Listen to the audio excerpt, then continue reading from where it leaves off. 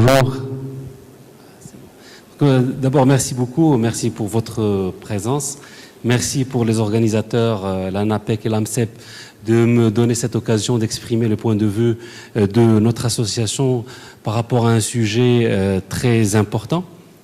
Alors, avant d'aborder le sujet, j'aimerais quand même en une minute parler de notre association, qui est une association de ressources humaines ou de professionnels en ressources humaines. C'est une association qui a été créée en 1971, une des plus anciennes associations au Maroc, et je dirais l'unique dans son genre. Nous avons 6 sections au niveau national. Moi, je suis le président donc, de l'AGEF Centre, Rabat et Région. L'AGEF, il a des relations très étroites avec plusieurs associations et fédérations, notamment la Fédération africaine des ressources humaines, la Fédération internationale. Nous sommes membres fondateurs même de l'AFDIP, qui est l'association africaine. Nous avons des relations très étroites aussi avec tous les partenaires en matière d'emploi, notamment le ministère de l'Emploi et l'ANAPEC. Nous organisons des événements, des actions ciblées, des salons, des congrès. Et le prochain salon, ça va être au niveau de Marrakech en mois d'avril. Donc, sinon, par rapport à notre sujet, je donnerai quand même l'état des lieux au Maroc du marché de l'emploi. Et quand on parle du marché de l'emploi, on parle du chômage. Nous avons quand même sur les 5 dernières années un taux qui est aussi autour de 9%. Le taux de chômage est de 9%.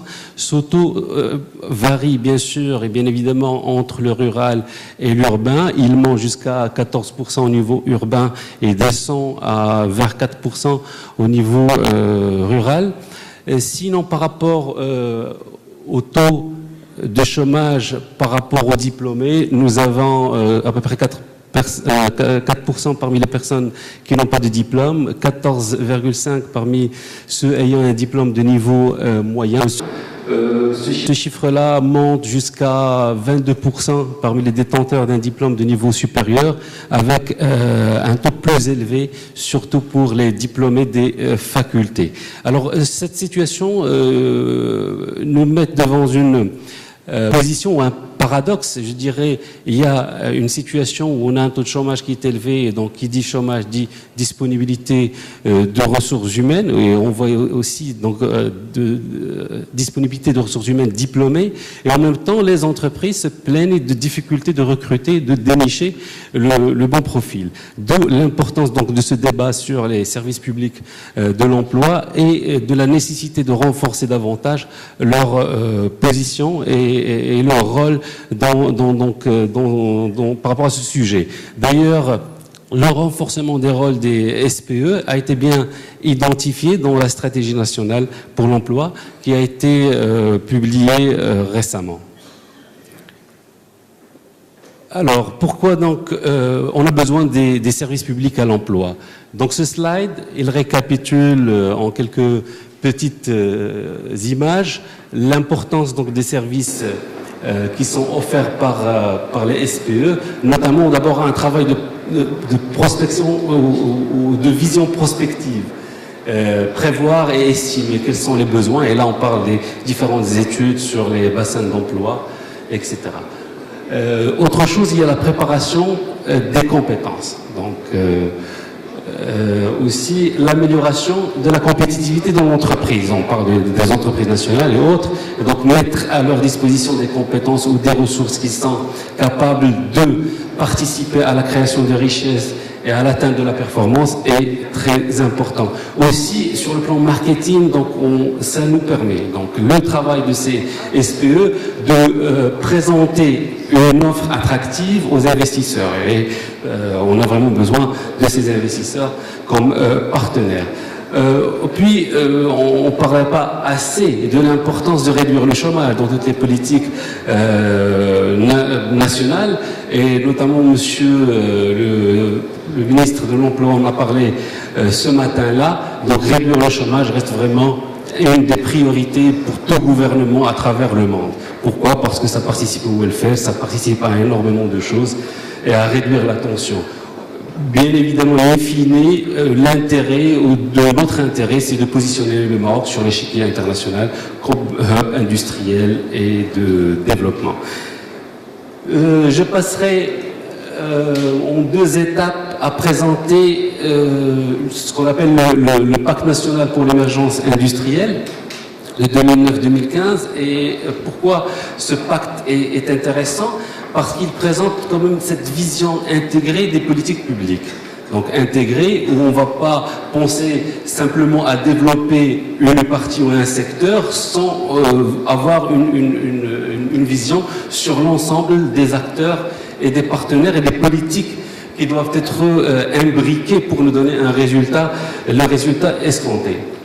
Donc le pacte national, c'est un contrat-programme qui définit le cadre de développement comprenant un certain nombre d'activités industrielles, y compris les activités de offshoring. C'est un très bon modèle de PPP, de partenariat public-privé. On peut en parler beaucoup à travers la relation, par exemple, des politiques publiques avec, par exemple, l'arrivée de Renault, ce qui a été fait notamment entre l'ANAPEC et Renault. Aussi, c'est un modèle de gouvernance qui est assuré par deux niveaux de pilotage. Il y a ce qu'on appelle les comités de pilotage et les comités de suivi. Le quatrième point qui nous intéresse plus dans notre rencontre d'aujourd'hui, c'est une stratégie de développement de la formation.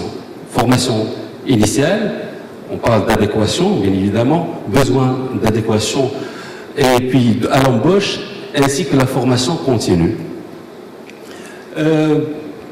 Donc le pacte national avait plusieurs objectifs, et parmi ces objectifs, c'était l'atteinte des 220 000 emplois sur la période 2009-2015.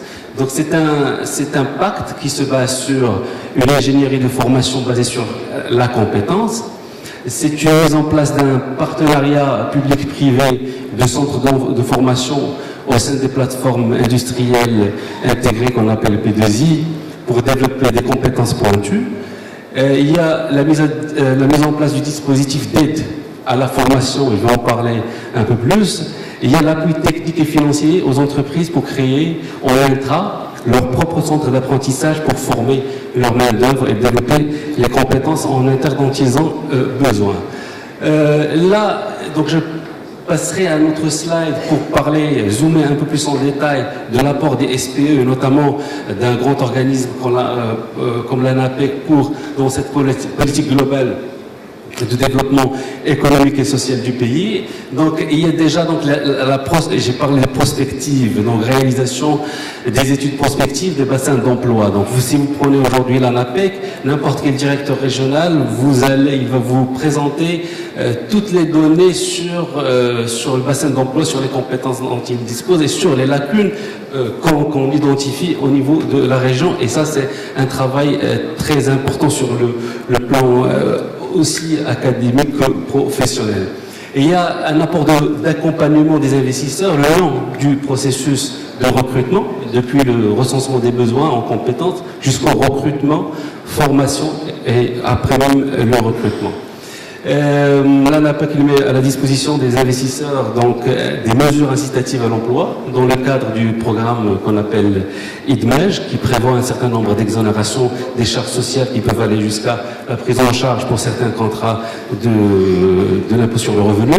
Il y a un versement d'indemnité de formation en cas de recrutement définitif. Et là, c'est les contrats d'insertion. Donc, c'est les entreprises qui s'engagent après la période de stage de recruter définitivement les stagiaires. Et donc, ils bénéficient d'un certain nombre d'exonérations supplémentaires. Il y a les mesures incitatives à la formation dans le cadre du programme THIL, avec deux leviers, la formation contractualisée pour l'emploi et la formation qualifiante ou de reconversion. Par rapport donc à ces dispositifs-là, moi je ne représente pas l'ANAPEC, mais je représente une association de professionnels de ressources humaines, d'employeurs. Donc la relation vraiment qui a été, par exemple, fondée entre l'ANAPEC et avec Renault par exemple au niveau de la zone de Tanger est vraiment saluable et extraordinaire. D'ailleurs on est parti un peu même loin en anticipation des deux côtés.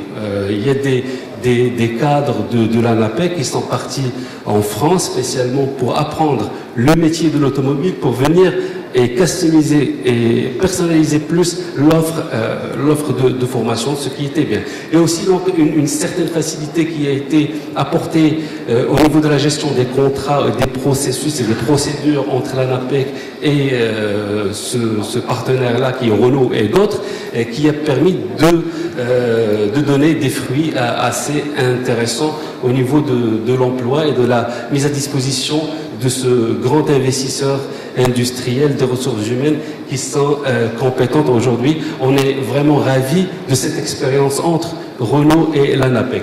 Je finirai, pour ne pas trop tarder, sur quand même attirer l'attention sur quelque chose qui commence à être senti au niveau du recrutement et surtout des contrats d'insertion. On dit quand même, il y a l'État, il y a vraiment une volonté extraordinaire d'aller en avant et de booster notre économie à travers la mise en place de politiques de promotion de l'emploi, mais attention à la précarité.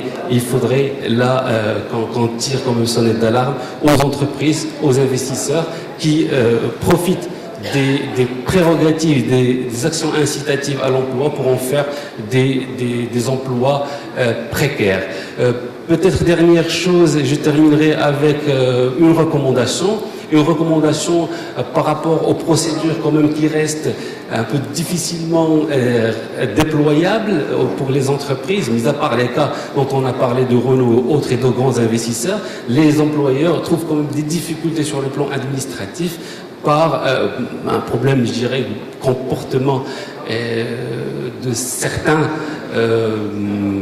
cadres, autres qui travaillent dans ces institutions, qui ne veulent pas prendre de responsabilités, ou bien qui se prémunissent beaucoup pour prendre des décisions, ce qui retarde donc la réalisation de ces procédures-là. Donc ma recommandation est qu'on investisse un peu plus sur le plan global au niveau du pays, sur tout ce qui est digital et numérique.